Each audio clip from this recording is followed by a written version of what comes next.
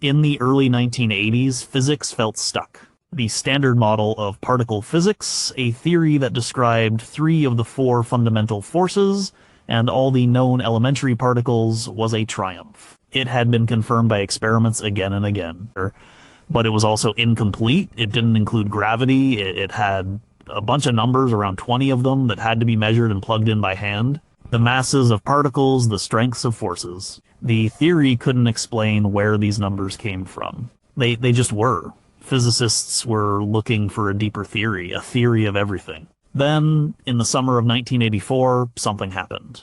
A paper by Michael Green and John Schwartz showed that a largely ignored idea called string theory could work. For years, the theory had been plagued by mathematical inconsistencies, or anomalies. Their paper, published in August 1984, demonstrated a way for these anomalies to cancel out, but only under very specific conditions. It was a mathematical breakthrough that turned string theory from a fringe curiosity into the most promising candidate for a unified theory. Edward Witten, a physicist at Princeton University, saw the paper and immediately understood its importance. By the fall of that year, he was the theory's most powerful champion. The idea was radical. String theory proposed that the fundamental constituents of the universe weren't point-like particles like electrons and quarks. Instead, they were unimaginably small, one-dimensional loops of vibrating energy. They were strings. According to this new picture, every particle was just a different vibration, a different note played on a fundamental string.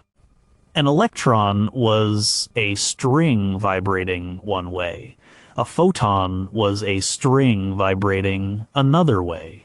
All the particles and forces of nature could, in principle, emerge from the music of these strings. The theory required extra dimensions of space curled up so small we could never see them. The shape of those extra dimensions would determine how the strings could vibrate. That in turn would determine the laws of physics and the values of the fundamental constants we observe in our universe. This shifted the whole conversation. Suddenly the constants of nature weren't just random numbers to be measured. They were consequences of a deeper reality, perhaps the geometry of hidden dimensions. It raised a profound question. If the constants are determined by some underlying structure, does that structure have to be the way it is? Or could there be other structures, other geometries leading to other universes with different constants? This led people to look again at an old, unsettling idea. The constants we measure seem to be exquisitely fine-tuned for our own existence. If they were just a little different, the universe would be a sterile, empty place. Number 25, the universe should not be accelerating, but it is. The energy density of empty space is not zero. A cubic meter of pure vacuum, stripped of all matter and radiation, still contains energy. This inherent energy of space is represented by the cosmological constant, often denoted by the Greek letter lambda. Its measured value is tiny, about 10 to the power of minus 29 grams per cubic centimeter. In 1998, two separate teams of astronomers discovered that the expansion of the universe is accelerating, a discovery that earned them the Nobel Prize in Physics in 2011. The cosmological constant is the simplest explanation for this cosmic push, but there's a problem. Our best theories of particle physics predict a value for this vacuum energy. When physicists calculate it, the number they get is stupendously large. It's 10 to the power of 120 times larger than the value we actually observe. This discrepancy, known as the cosmological constant problem, is the single worst theoretical prediction in the history of physics. It's a colossal failure of our understanding. We have a number we can measure with precision and a theory that predicts it, but the prediction is wrong by 120 orders of magnitude. This constant is balanced on a knife's edge. If the cosmological constant were significantly larger and positive, its repulsive force would have been overwhelming from the very beginning. The universe would have expanded so rapidly that matter would never have had a chance to clump together. Atoms would have formed, but the space between them would have grown too quickly for gravity to pull them into stars, galaxies, or any structure at all. The universe would be a thin, cold, uniform soup of particles forever, if On the other hand, the cosmological constant were large and negative, it would act like an extra source of gravity pulling the universe together. The cosmic expansion that began with the Big Bang would have quickly slowed, stopped, and reversed. The universe would have re-collapsed into a big crunch long before life could have possibly emerged. It would have lasted perhaps only a few seconds or minutes. The observed value is incredibly small and positive, just enough to start dominating the universe's energy budget after billions of years of gravity-driven structure formation. It allowed galaxies and stars to form first, and only then did its gentle, accelerating push become significant. For life to exist, the vacuum energy had to be almost, but not quite, zero. The cancellation between the theoretically predicted value and whatever is causing it to be so small has to be precise to 120 decimal places. Any less precision and the universe would be empty of structure or would have already collapsed. We exist in the tiny sliver of possibility between these two outcomes. Number 24, gravity is weirdly weak, and that's a good thing. The gravitational constant, known as Big G, determines the strength of gravity. Its value is approximately 6.674 x 10 to the power of minus 11 Newton meters squared per kilogram squared. All of the four fundamental forces, gravity is by far the weakest. The electromagnetic force between two protons is about 10 to the power of 36 times stronger than the gravitational force between them. This incredible weakness is why a small magnet can lift a paperclip against the gravitational pull of the entire Earth. Isaac Newton first formulated the law of universal gravitation in the 1680s, but he never knew the value of G. It was first measured with any reasonable accuracy by Henry Cavendish in 1798 using a sensitive torsion balance. Even today, it's one of the least precisely known fundamental constants. The weakness of gravity is essential for the universe as we know it. If gravity were just a little bit stronger, the consequences would be dramatic. Stars are a delicate balance between the inward pull of gravity and the outward push of pressure from nuclear fusion in their cores. A stronger G would mean a more powerful inward pull. To counteract this, stars would have to burn their nuclear fuel much, much faster. A star like our sun would have a lifespan of not 10 billion years, but perhaps only a few million years. It would be hotter and bluer. This isn't nearly enough time for a complex biosphere to develop on any orbiting planets. The habitable zone around such a star would also be pushed much farther out, and planets would need to orbit more quickly to avoid falling in, making stable ecosystems difficult. Furthermore, a stronger gravity would mean that the universe itself would be smaller and more dense. The initial expansion after the Big Bang would have been slowed more effectively, leading to a faster recollapse. There simply wouldn't be enough time for cosmic evolution.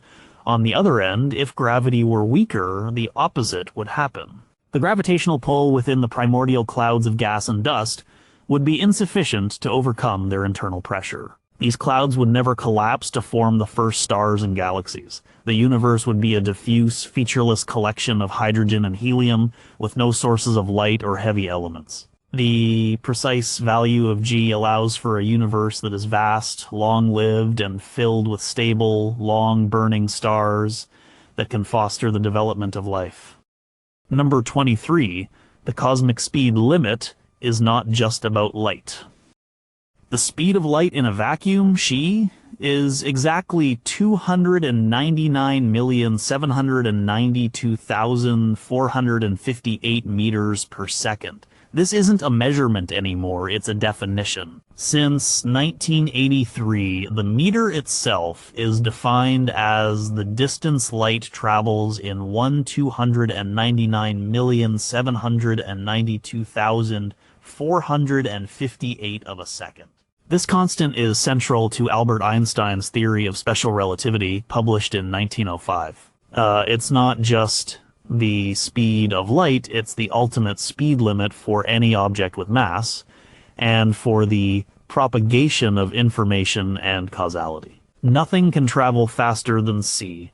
The value of c is also a conversion factor between mass and energy, famously captured in the equation E = mc². Because c is such a large number and c squared is vastly larger, this equation tells us that a tiny amount of mass can be converted into a tremendous amount of energy. This is the principle behind nuclear power and the energy source of stars. If the speed of light were different, the very fabric of reality would change. Let's consider its role in stellar fusion.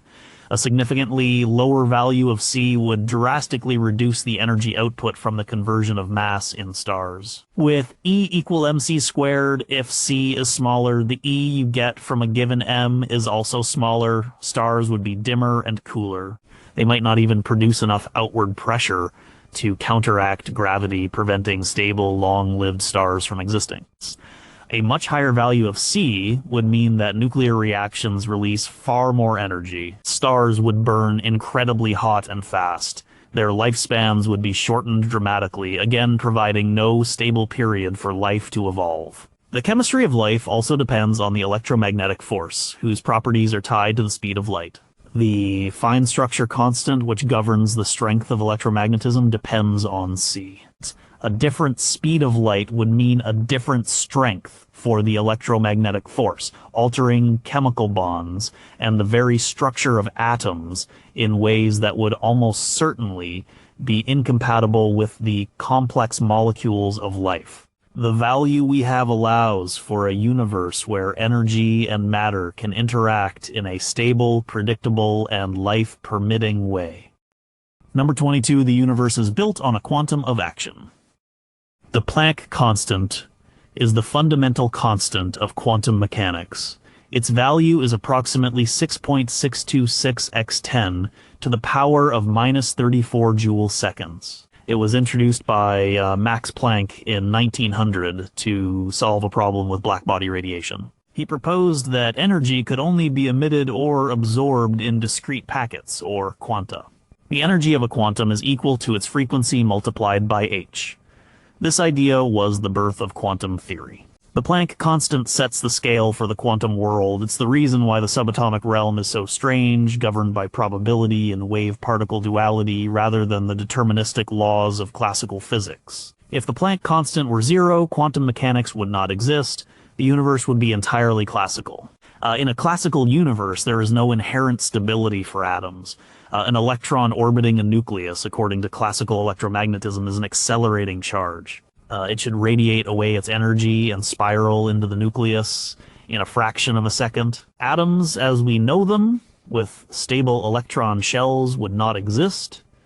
There would be no chemistry, no molecules, no elements. The universe would be a soup of particles collapsing into singularities. The stability of matter itself depends on the non-zero value of h. It introduces a fundamental fuzziness, a limit to how precisely you can know a particle's position and momentum simultaneously, the Heisenberg uncertainty principle. This uncertainty prevents electrons from collapsing into the nucleus. If Planck's constant were much larger than it is, the quantum world's strangeness would bleed into our everyday macroscopic world. Quantum uncertainty would be enormous. A thrown baseball might suddenly appear on the other side of the batter. Solid objects would be less solid, with particles able to tunnel through barriers much more easily. The very concept of a definite object with a definite location would break down. The universe would be a chaotic, unpredictable mess. The value of h is small enough to allow for a stable, predictable macroscopic world, but large enough to provide the quantum stability that atoms need to exist in the first place. Number 21, the secret number that rules the atom. The fine structure constant alpha is a dimensionless number that characterizes the strength of the electromagnetic force. It's approximately equal to 1/137. Being dimensionless means it's a pure number. It doesn't have units like meters or seconds. Its value is the same no matter what system of units you use. It's a combination of three other fundamental constants: the elementary charge E, the speed of light c, and the Planck constant h. The physicist Richard Feynman called it one of the greatest damn mysteries of physics, a magic number that comes to us with no understanding by man. This number dictates how charged particles like electrons and protons interact with each other and with photons of light. It governs almost all of chemistry and the structure of atoms. The size of an atom, the strength of chemical bonds, and the spectrum of light emitted by different elements are all determined by alpha. If alpha were just a few percent different, the universe would be unrecognizable.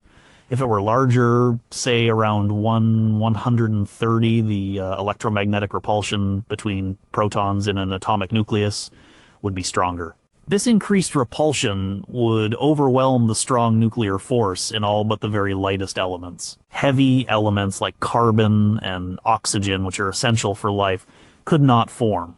The periodic table might end with hydrogen and helium. Even more dramatically, a larger alpha would make nuclear fusion in stars impossible.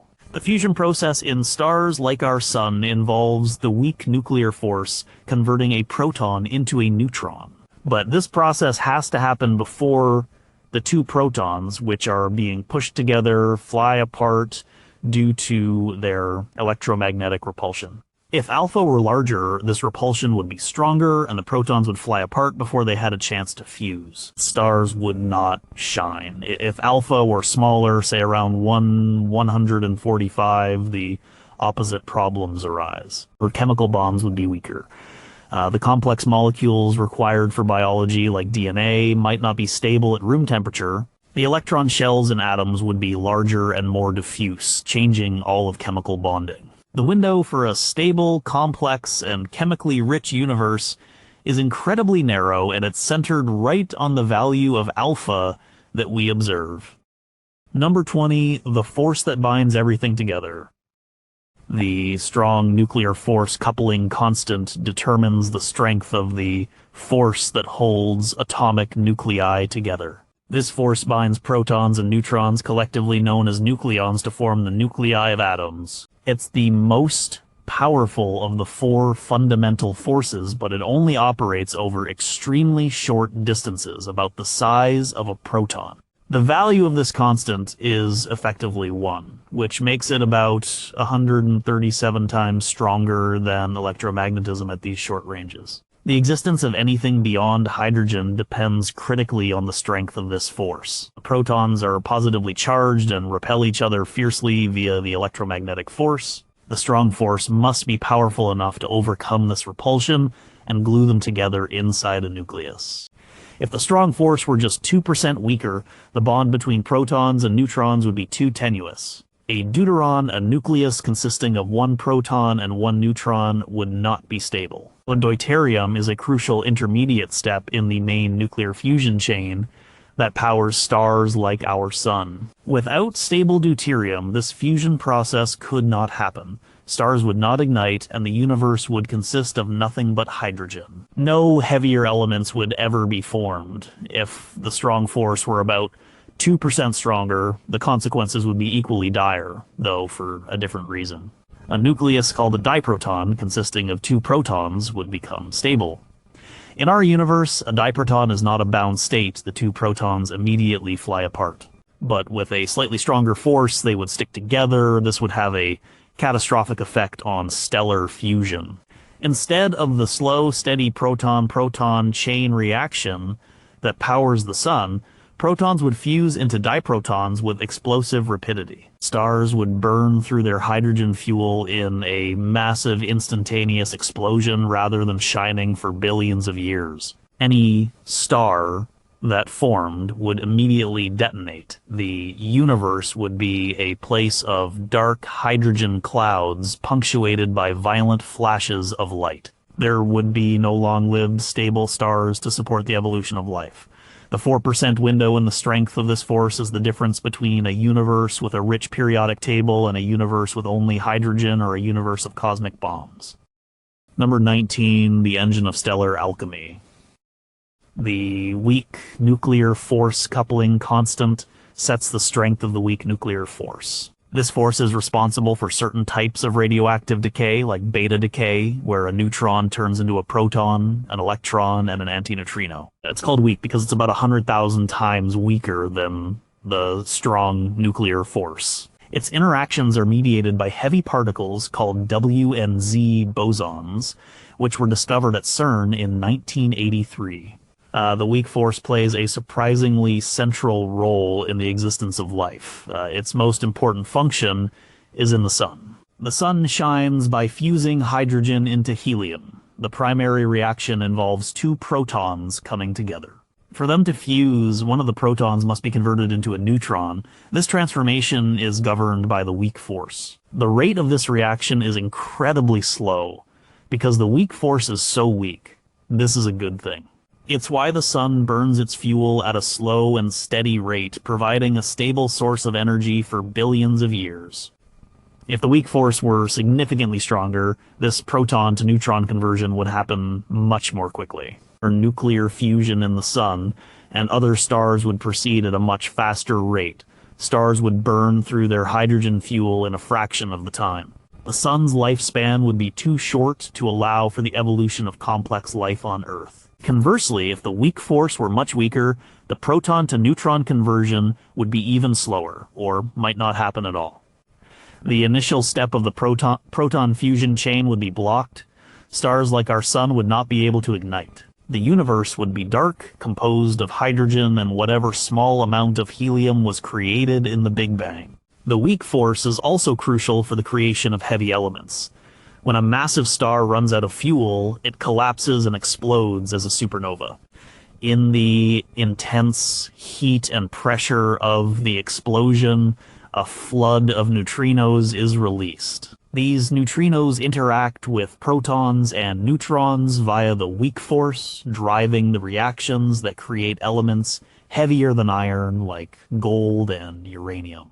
If the weak force were weaker, these elements would not be created and scattered into space. Without the weak force's precise strength, there would be no shining stars and no heavy elements, both of which are prerequisites for life. Number 18, the difference between something and nothing.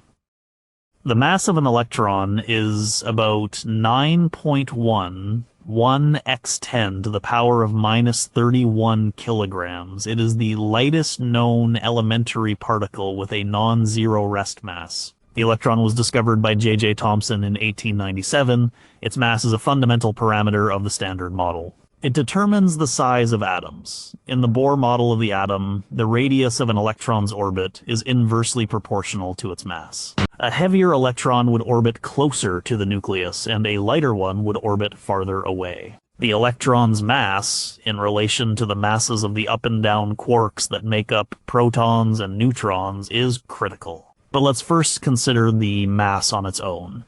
If the electron were much more massive, say a few hundred times heavier, atoms would be much smaller, and chemical bonds would be shorter and stronger. The energy levels of electrons in atoms would be different, changing all of chemistry. More critically, the balance between the electron mass and the mass difference between a neutron and a proton is what allows for a stable universe. A free neutron is slightly more massive than a proton. Because of this, a free neutron can decay into a proton, an electron, and an antineutrino. This decay is only possible because the neutron's mass is greater than the sum of the masses of the decay products. The electron's mass is a part of that sum. If the electron were much heavier, this decay might not be energetically favorable. But the real issue comes when you consider the early universe. In the first few minutes after the Big Bang, protons and neutrons were being formed. The final ratio of protons to neutrons was determined by their mass difference and the temperature of the universe. If the electron's mass were different, this could have shifted the neutron-proton ratio, leading to a different amount of helium being produced in Big Bang nucleosynthesis. This would have a knock-on effect on the formation of the first stars. A universe with too much helium would have stars that burn faster and live shorter lives, for a universe with too little helium might struggle to form heavier elements. The small mass of the electron is a key piece in the puzzle of cosmic chemical evolution. Number 17, the tiny mass that makes atoms possible. The up quark and the down quark are the fundamental constituents of protons and neutrons. A proton is made of 2 up quarks and 1 down quark. A neutron is made of 1 up quark and 2 down quarks. The up quark has a mass of about 2.2 mega electron volts MeV, while the down quark has a mass of about 4.7 MeV. The fact that the down quark is slightly heavier than the up quark is of monumental importance. This mass difference is the primary reason why a neutron is slightly heavier than a proton. The mass of a neutron is about 939.6 MeV, and the mass of a proton is about 938.3 MeV. The difference is about 1.3 MeV. This tiny difference, less than 0.14% of their total mass, is the linchpin of cosmic stability. Because the neutron is heavier, a free neutron can decay into a lighter proton. This process has a half-life of about 10 minutes. If the situation were reversed, if the up quark were heavier than the down quark, then the proton would be heavier than the neutron. A free proton would then be able to decay into a neutron, a positron, an anti-electron, and a neutrino. This would be a catastrophe. Hydrogen atoms, which consist of a single proton and an electron, would not be stable. All the protons in the universe would have decayed into neutrons early in its history. Without protons, there would be no atomic nuclei as we know them. There would be no hydrogen, no helium, no carbon, no oxygen. There would be no atoms at all. The universe would be a dark, lifeless sea of neutrons and other exotic particles. Even a much smaller change could be disastrous. If the down quark's mass were just a bit larger, making the neutron-proton mass difference greater, then neutrons inside atomic nuclei might become less stable. This could make it impossible to form stable nuclei heavier than hydrogen. If the down quark's mass were a bit smaller, bringing the neutron mass closer to the proton mass, then the decay of free neutrons would be much slower. This would have altered the ratio of protons to neutrons formed in the Big Bang, leading to a universe with far more helium. This would result in stars that burn too quickly. Our existence depends on the down quark being just a little bit heavier than the up quark, but not too much heavier. Number 16, the field that gives the universe substance. The Higgs boson, discovered at the Large Hadron Collider at CERN in 2012, is the particle associated with the Higgs field. The Higgs field is a field of energy that permeates the entire universe. According to the Standard Model, elementary particles get their mass by interacting with this field. Particles that interact strongly with the field have a large mass, while particles that interact weakly have a small mass. Photons do not interact with it at all, which is why they are massless. The strength of the Higgs field is determined by a value called the Higgs vacuum expectation value, or VeV. This value is about 246 giga-electron volts GeV. This number is fundamental because it sets the mass scale for the W and Z bosons, which mediate the weak nuclear force. In turn, their masses determine the strength and range of the weak force.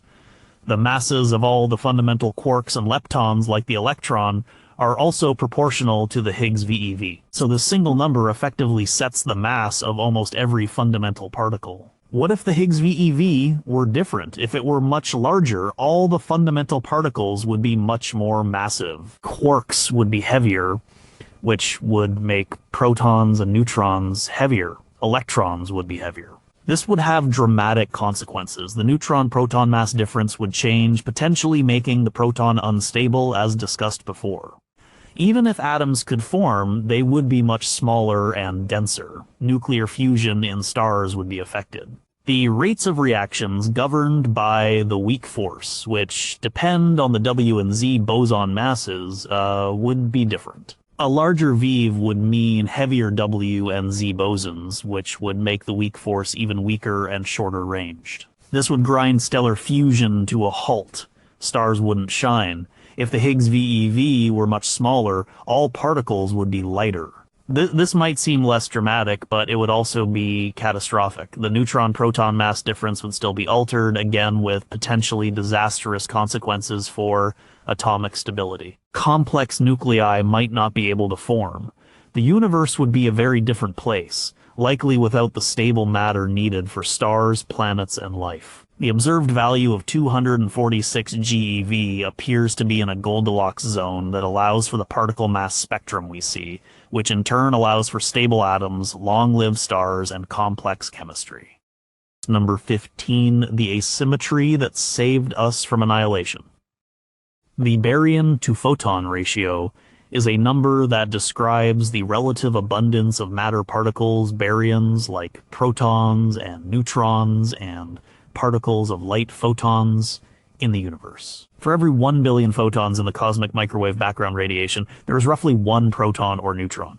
This means the universe is overwhelmingly dominated by radiation, but there's a small, crucial residue of matter left over. According to our current understanding of cosmology and particle physics, the Big Bang should have produced matter and antimatter in exactly equal amounts. Antimatter particles have the same mass as their matter counterparts, but opposite charge. When a particle of matter meets its antimatter twin, they annihilate each other in a burst of energy, producing photons.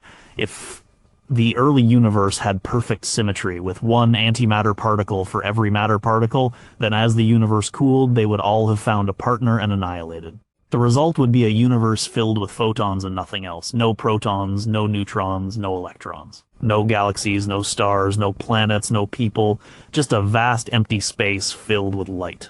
The fact that we exist means that this perfect annihilation did not happen. You know, there must have been a slight asymmetry, a small imbalance in the early universe. For every billion antiquarks, there must have been 1,000,000,001 quarks. After all, the annihilation was finished, that 1 in a billion excess of quarks was left over to form all the matter we see today. The photons produced in the annihilation formed the cosmic microwave background. The exact physical mechanism that produced this asymmetry is one of the biggest unsolved problems in physics. The Russian physicist Andrei Sakharov laid out the necessary conditions for it in 1967. But we have not yet found the specific process that caused it. Whatever that process was, it had to be tuned to produce this very specific level of imbalance. If the asymmetry were much smaller, say 1 in a trillion, the resulting universe would have been far more dilute. The density of matter would have been too low for gravity to pull it together into galaxies and stars in the time available. The universe would be a nearly uniform, featureless gas. If the asymmetry were much larger, the universe would be very dense.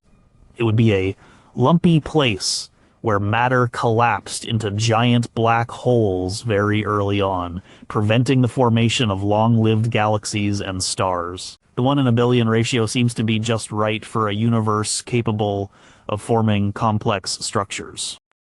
Number 14, the wrinkles in spacetime. The primordial density fluctuation amplitude, often denoted as Q, measures the magnitude of the initial density variations in the very early universe. The cosmic microwave background radiation, the afterglow of the Big Bang, is incredibly uniform in temperature. It's about 2.725 Kelvin in every direction, but it's not perfectly uniform.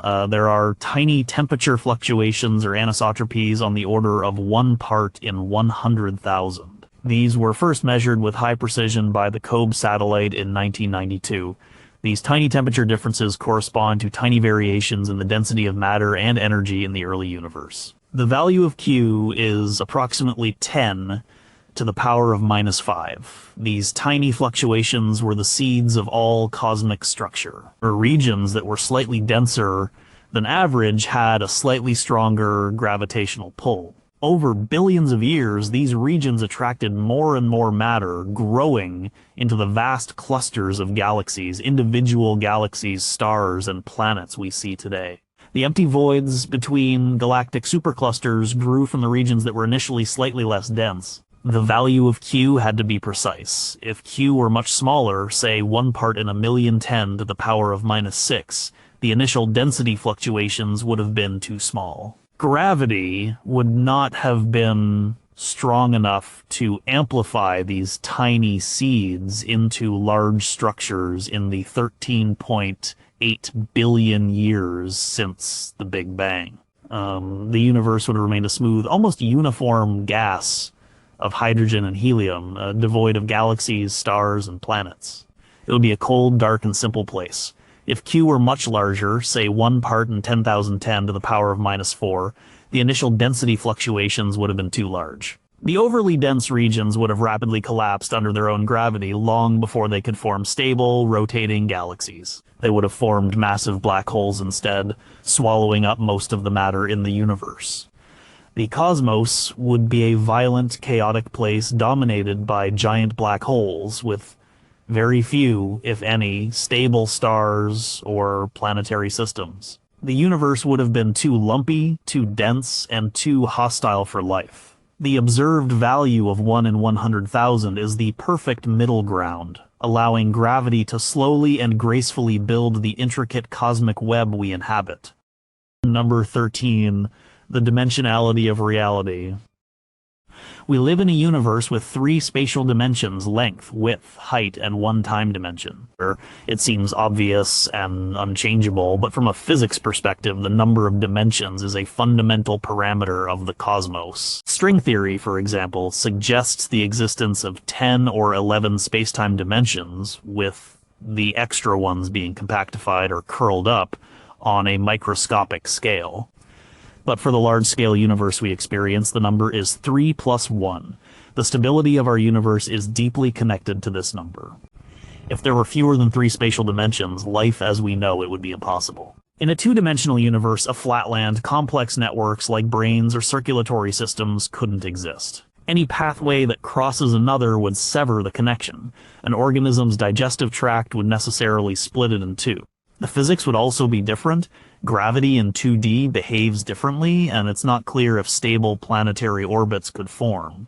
If there were more than 3 spatial dimensions, we would face a different set of problems. The fundamental laws of physics are highly dependent on dimensionality. For instance, the strength of the gravitational force and the electric force between 2 objects follows an inverse square law in 3 dimensions. The force decreases with the square of the distance. This specific relationship is what allows for stable, closed orbits like the Earth's orbit around the Sun. In a universe with 4 spatial dimensions, the force of gravity would follow an inverse cube law. In 5 dimensions, an inverse 4th power law, and so on.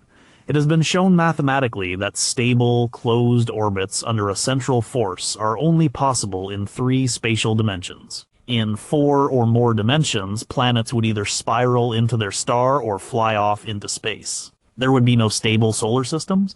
Atomic structure would also be unstable. So the inverse square law of electromagnetism allows for stable electron orbitals. In more than 3 dimensions, electrons would spiral into the atomic nucleus. The universe would be a chaotic place of collapsing atoms and unstable solar systems. The fact that we exist in 3 large spatial dimensions is not an accident. It seems to be a prerequisite for the kind of stability needed to form complex, long-lived structures. Number 12. The charge that powers chemistry.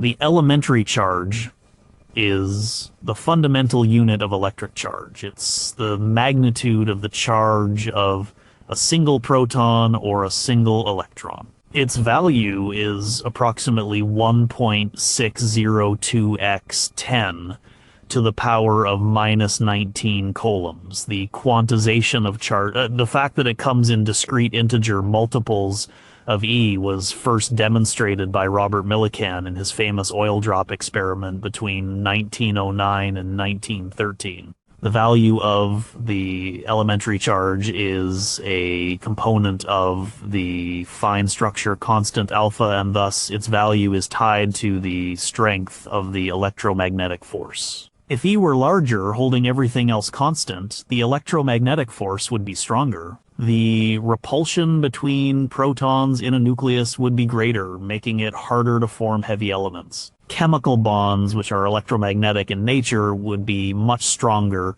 This would make chemical reactions much more energetic and potentially more violent. Water, for example, would have a much higher boiling point. If E were smaller, the electromagnetic force would be weaker. This would make it easier to form heavy nuclei, but chemical bonds would be very weak. Complex molecules like proteins and DNA might not be stable enough to exist at temperatures where liquid water is possible. They might fall apart from thermal vibrations. The energy released from chemical reactions would be much lower, which might make it difficult to power complex metabolic processes. The absolute value of the charge is also important, but even more critical is the perfect balance between the charge of the proton and the charge of the electron. The proton's charge is exactly equal in magnitude and opposite in sign to the electron's charge.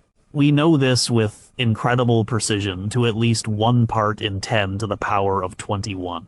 If there were even a tiny difference, atoms would not be electrically neutral. All matter would have a net electric charge. 2 hydrogen atoms would repel each other with a force that, while small, would be vastly stronger than their gravitational attraction.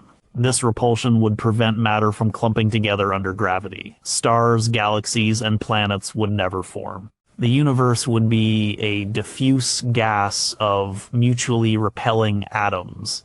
The perfect equality of the proton and electron charge is an absolutely essential and still unexplained feature of our universe. Number 11, the cosmic age and the opportunity for life. The age of the universe is currently estimated to be about 13.8 billion years. This age is determined from measurements of the cosmic expansion rate and observations of the cosmic microwave background. While not a constant in the same sense as the speed of light, the current age of the universe is a parameter that is critical for our existence. Life, at least complex, intelligent life, requires a long time to develop. The first few 100 million years of the universe were not hospitable. The first stars, known as population the third stars, were massive, hot, and short-lived. They forged the first heavy elements in their cores and then exploded as supernovae, seeding the interstellar medium with elements like carbon and oxygen. It took multiple generations of stars to enrich the cosmos with enough heavy elements, what astronomers call metals, to form rocky planets and provide the raw materials for life. This process took billions of years. Our own solar system formed about 4.6 billion years ago, when the universe was already over 9 billion years old. The Earth itself was lifeless for its first billion years or so. The first simple single-celled organisms appeared around 3.5 billion years ago. It then took another 3 billion years of slow, painstaking evolution for complex multicellular life to emerge, leading eventually to us. If the universe were significantly younger, say only 5 billion years old, there would not have been enough time for this entire sequence of events. There wouldn't have been enough generations of stars to produce the necessary heavy elements. Even if rocky planets had formed, there would not have been enough time for life to evolve beyond the simplest microbes. Conversely, one could ask what happens if we are living in a much older universe. While more time might seem better, stars like our sun have a finite lifespan. In the far future, the universe's star formation rate will decline as the available gas is used up. The stars that remain will eventually burn out. The universe will become a much darker, colder place, dominated by white dwarfs, neutron stars, and black holes. The stelliferous era, the age of stars, is a finite window of opportunity. We exist at a point in cosmic history that is old enough for the prerequisites of life to be in place, but young enough that the universe is still lit by a multitude of long-lived, stable stars. Number 10, the 3 families of matter. In the standard model of particle physics, the fundamental matter particles fermions come in 3 distinct generations or families. The first generation contains the up quark, the down quark, the electron, and the electron neutrino. These are the particles that make up all the stable matter in the universe. Protons, neutrons, and electrons are all first-generation particles. The second generation contains the charm quark, the strange quark, the muon, and the muon neutrino. The third generation contains the top quark, the bottom quark, the tau, and the tau neutrino. The particles in the second and third generations are essentially heavier, unstable copies of the first generation particles. A muon is like a heavy electron. It's about 200 times more massive and decays in about 2.2 microseconds. The third generation tau is even heavier and decays even faster. The heavier quarks are also unstable and quickly decay into the lighter up and down quarks. This structure is a puzzle. Why are there 3 generations and not just 1 or 5? All the stable matter we see only requires the first generation. The other 2 seem redundant. The physicist E. Rabi famously quipped upon learning about the muon, "Who ordered that?" However, the existence of these extra generations may be crucial.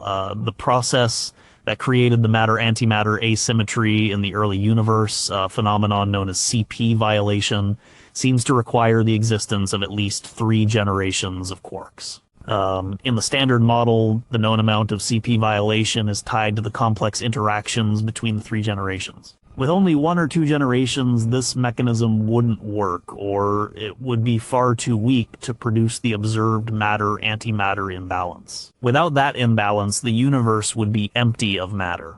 So, while the second and third generation particles are not part of our everyday world, their fleeting existence in the high-energy environment of the early universe may have been the reason we have an everyday world at all. The number of generations is a fundamental parameter. If it were 1 or 2, there might be no matter. If it were 4 or more, the behavior of the fundamental forces might be different in subtle ways, affecting the evolution of the early universe. The number 3 seems, for reasons we don't fully understand, to be special. Number 9. The ghostly particles that carry away energy. Neutrinos are fundamental particles with no electric charge and a very small mass. They interact with other matter only through the weak nuclear force and gravity. This makes them incredibly elusive. Trillions of neutrinos from the sun are passing through your body every second, but you don't feel them. They can travel through a light year of lead without being stopped. There are 3 types or flavors of neutrinos: the electron neutrino, the muon neutrino, and the tau neutrino, corresponding to the 3 generations of matter. For decades, they were thought to be massless, but experiments in the late 1990s and early 2000s, particularly at the Super Kamiokande Observatory in Japan, showed that neutrinos have a tiny but non-zero mass. The exact mass of each neutrino type is still unknown, but we know they are at least 1,000,000 times lighter than an electron. This small mass is crucial. If neutrinos were much more massive, they would have a significant impact on the structure of the universe. Because there's so many of them, about as many neutrinos as photons, even a small mass adds up. A higher neutrino mass would mean they contributed more to the overall mass energy density of the universe. As they travel at nearly the speed of light, they are considered hot dark matter. They would stream freely across the cosmos, smoothing out the density fluctuations that were the seeds of galaxies. With more massive neutrinos, the formation of smaller structures like galaxies would be suppressed. The universe would be dominated by huge, diffuse superclusters with vast, empty spaces in between, rather than the rich, hierarchical structure of galaxies we see. The formation of stars and planets would be much less efficient. The mass of neutrinos also plays a critical role in supernova explosions. When a massive star collapses, the core turns into a proto-neutron star, and a colossal number of neutrinos are released. These neutrinos carry away almost all of the gravitational binding energy of the collapsed core. In the standard model of supernovae, a small fraction of these neutrinos get absorbed by the material just outside the core, reheating it and providing the push needed to blow the rest of the star apart. The efficiency of this process depends on the properties of neutrinos. If their masses and interactions were different, supernovae might fizzle out instead of exploding. This would mean the heavy elements created inside the star would not be distributed into space, preventing the chemical enrichment necessary for life. Number 8. The angle that mixes quarks. The Cabibbo angle, and more generally the CKM matrix of which it is a part, describes how quarks of different types can transform into one another via the weak nuclear force. The weak force doesn't interact with quarks of a definite flavor like up-down strange. Instead, it interacts with a quantum mechanical mixture of them. The Cabibbo angle, first proposed by Nicola Cabibbo in 1963, describes the mixing between the first and second generation of quarks. This mixing is extremely important. It allows a strange quark to decay into an up quark, for instance. Without this mixing, the strange quark would be stable. This would have profound consequences. In the early universe, many strange particles would have been created. If they were stable, they would have survived to the present day, forming a type of strange matter. This could have dramatically altered the process of nucleosynthesis and the formation of normal atomic nuclei. The specific value of the Cabibbo angle is about 13 degrees. This particular value allows for the decay rates we observe. If the angle were 0, there would be no mixing between the first two generations. Second generation particles would be much more stable, which would change the evolution of the early universe. If the angle were much larger, say 45 degrees, the mixing would be maximal. This would enhance the decay rates of strange particles, which might not be a major problem. However, the CKM matrix, which extends this idea to all three generations, is responsible for the matter-antimatter asymmetry CP violation. The amount of asymmetry depends on the specific values of the mixing angles and a complex phase. If these angles were different, the amount of CP violation in the early universe would have been different. As we've seen, a different level of matter-antimatter asymmetry would lead to a universe with either too little matter to form galaxies or so much that it collapsed into black holes. The measured values of the quark mixing angles seem to be tuned in a way that allows for a stable universe with just the right amount of matter.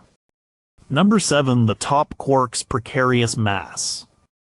The top quark is the most massive elementary particle yet discovered, found at Fermilab in 1995. It has a mass of about 173 GeV, which is roughly the mass of an entire gold atom. This makes it incredibly unstable, with a lifetime of about 5x10 to the power of minus 25 seconds. It's so heavy that it decays before it has time to form composite particles like protons or neutrons. The top quark's mass is a crucial parameter in the Standard Model. Because it's so massive, its quantum contributions through virtual top quark loops have a significant effect on the calculated values of other parameters, including the mass of the Higgs boson and the W boson. The precise relationship between the top quark mass, the W boson mass, and the Higgs boson mass provides a powerful consistency check of the Standard Model. But its mass also has a more profound, almost existential implication for the stability of the universe itself. The Higgs field, which gives particles mass, has a potential energy shape. The stability of our universe depends on the universe being in the lowest possible energy state, a true vacuum. However, quantum calculations involving the top quark and Higgs boson masses suggest that our universe might not be in a true vacuum. It might be in a false vacuum, a state that is stable for now, but not the absolute lowest energy state. The stability of this false vacuum depends sensitively on the exact masses of the Higgs boson and the top quark. If the top quark were just a few % more massive, the calculations suggest that our vacuum would be unstable. It could at any moment spontaneously tunnel to the true vacuum state. This would not be a subtle event. A bubble of true vacuum would appear somewhere in the universe and expand at the speed of light, destroying everything in its path. The laws of physics inside this bubble would be completely different. All elementary particles would have different masses, and all existing structures, from atoms to galaxies, would be annihilated. The current measured values for the top quark and Higgs boson masses place our universe in a state that is described as metastable. This means it's not truly stable, but its lifetime is calculated to be many, many times the current age of the universe. We are safe for now, But a slightly heavier top quark would have meant the universe was so unstable it would have likely decayed long ago, preventing our existence. Number 6, the ratio that defines stars and planets. The proton to electron mass ratio is a dimensionless constant with a value of approximately 1836.15. A proton is about 1836 times more massive than an electron. This large disparity in mass is fundamental to the structure of matter. Because the proton is so much heavier, it sits at the center of a hydrogen atom, relatively immobile, while the much lighter electron zips around it, defining the atom's size and chemical properties. If this ratio were significantly different, the world would be unrecognizable. Let's consider a much smaller ratio where the proton was, say, only 100 times more massive than the electron. Or, in this case, the nucleus would no longer be a nearly stationary center. The electron and proton would orbit a common center of mass, more like a binary star system. The concept of well-defined electron shells, which is the basis of all chemistry, would break down. The separation between the energy levels of molecules would be much smaller, making them less stable. The clear distinction between nuclear physics, high energy, small scale, and atomic chemistry, low energy, large scale, would blur. The properties of matter would change, the rates of chemical reactions would be different. The way molecules vibrate and rotate, which determines how they absorb heat, would be altered. The very structure of materials would be different. Furthermore, the process of stellar nucleosynthesis is sensitive to the values of fundamental particle masses. Changing the proton to electron mass ratio would affect calculations of nuclear reaction rates in the early universe and inside stars. This would lead to different abundances of the elements. For example, some calculations suggest that a small change in this ratio could significantly affect the stability of deuterium, which would have a catastrophic effect on the ability of stars to shine. The value of 1836 seems to be in a range that allows for the stable hierarchical structure of matter-heavy, localized nuclei and light, delocalized electrons that gives rise to the rich world of chemistry and materials science. Number 5, the flatness of spacetime.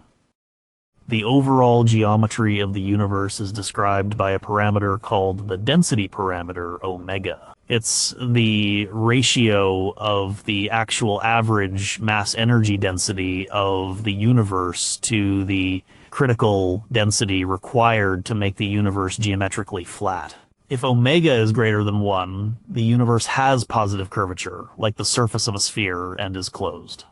It would eventually stop expanding and collapse. If omega is less than 1, the universe has negative curvature, like the surface of a saddle, and is open. It would expand forever. If omega is exactly equal to 1, the universe is flat, and will also expand forever, but at a continually decelerating rate, ignoring dark energy. Our best measurements, primarily from the cosmic microwave background, show that the universe is remarkably flat. The value of omega is very close to 1, with an uncertainty of less than 1%. This presents a major puzzle, known as the flatness problem. According to general relativity, any deviation from perfect flatness in the early universe should have been magnified dramatically as the universe expanded.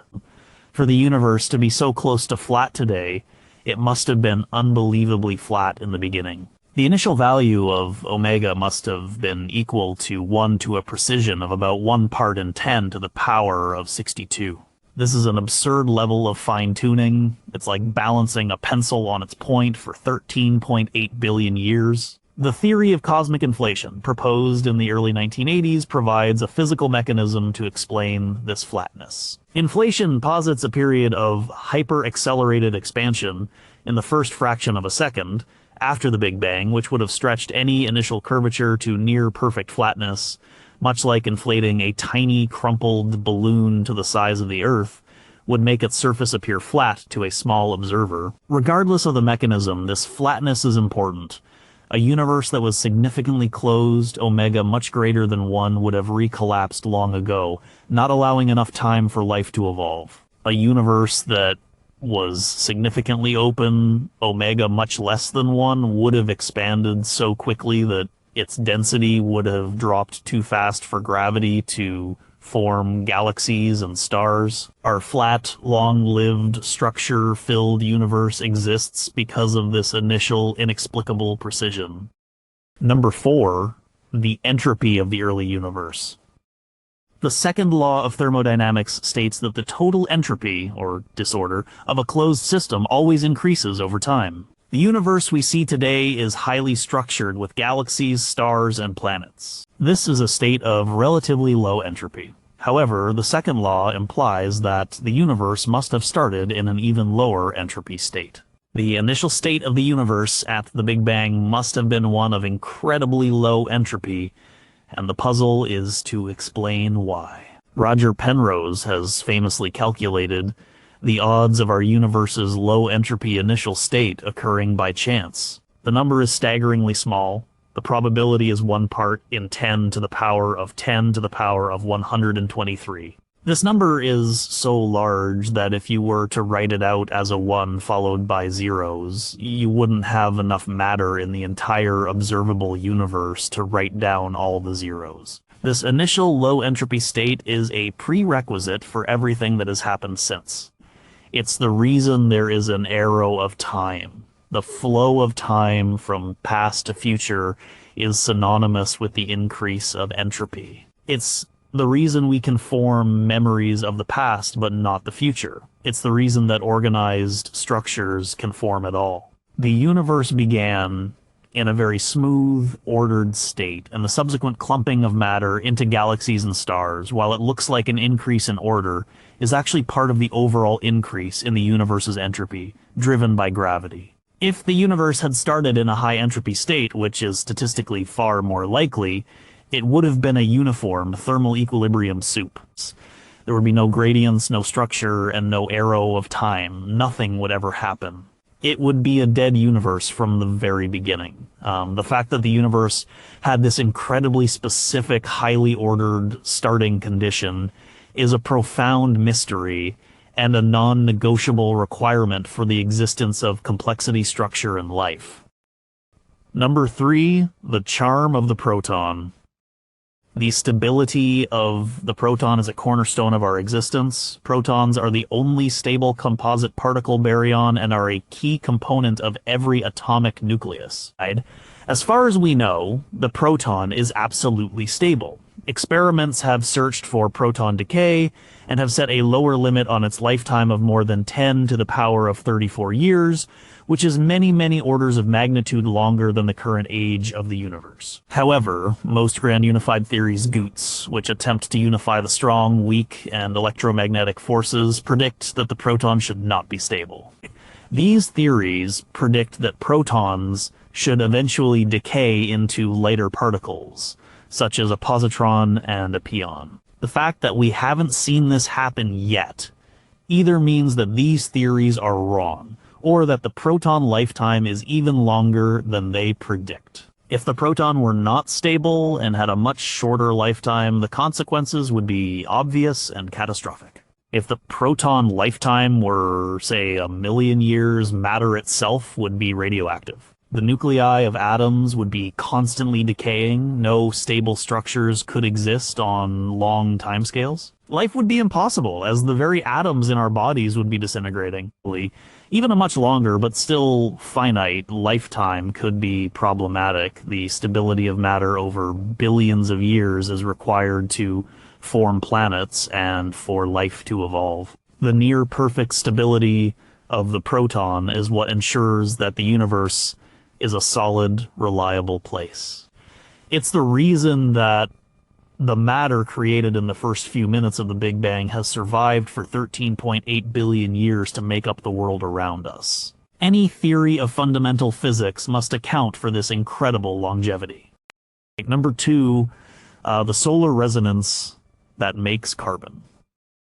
The existence of carbon, the backbone of life, depends on a remarkable coincidence in nuclear physics. Carbon-12 is primarily formed in the cores of stars through a process called the triple alpha process. This process involves two helium-4 nuclei alpha particles fusing to form a beryllium-8 nucleus. Beryllium-8 is extremely unstable and decays back into two alpha particles in about 10 to the power of minus 16 seconds. For a carbon nucleus to form, a third alpha particle must strike the beryllium-8 nucleus before it decays. This is a very unlikely event. The density and temperature in a star's core are not high enough to make this happen at a sufficient rate to produce the amount of carbon we see in the universe. The physicist Fred Hoyle realized this in the 1950s.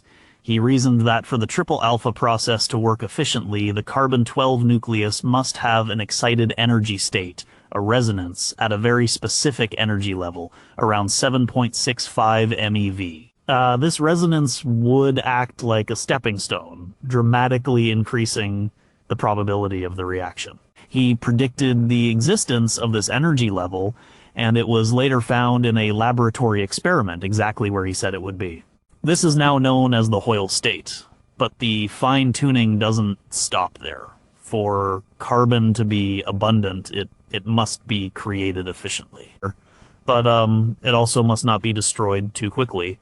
The next step in stellar nucleosynthesis is for a carbon-12 nucleus to capture another alpha particle to form oxygen-16. If there were a similar resonance in the oxygen-16 nucleus at just the right energy, this reaction would also be highly efficient. All the newly created carbon would be immediately converted into oxygen.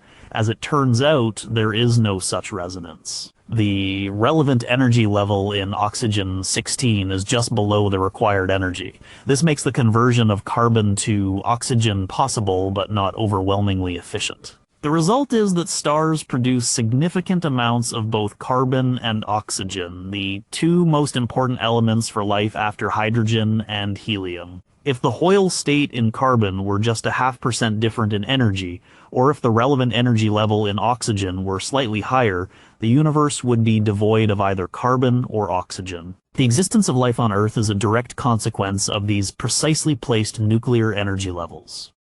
Number 1, the one-way street of time. The arrow of time, the distinction between past and future, is perhaps the most familiar and most mysterious property of the universe. The fundamental laws of physics, at the microscopic level, are almost entirely time-symmetric. A video of two particles colliding would look just as physically plausible if it were run backward. But in the macroscopic world, time clearly has a direction. Eggs break, but they don't UN break. People grow old, but they don't grow young. This directionality is given by the second law of thermodynamics, which states that entropy disorder always increases. As we saw, this requires the universe to have started in an incredibly low entropy state. That initial condition is the ultimate source of the arrow of time. Without it, there would be no past and future in a meaningful sense. The universe would be in a state of thermal equilibrium, and nothing would ever change. The existence of an arrow of time is a prerequisite for almost everything we value. It's necessary for cause and effect.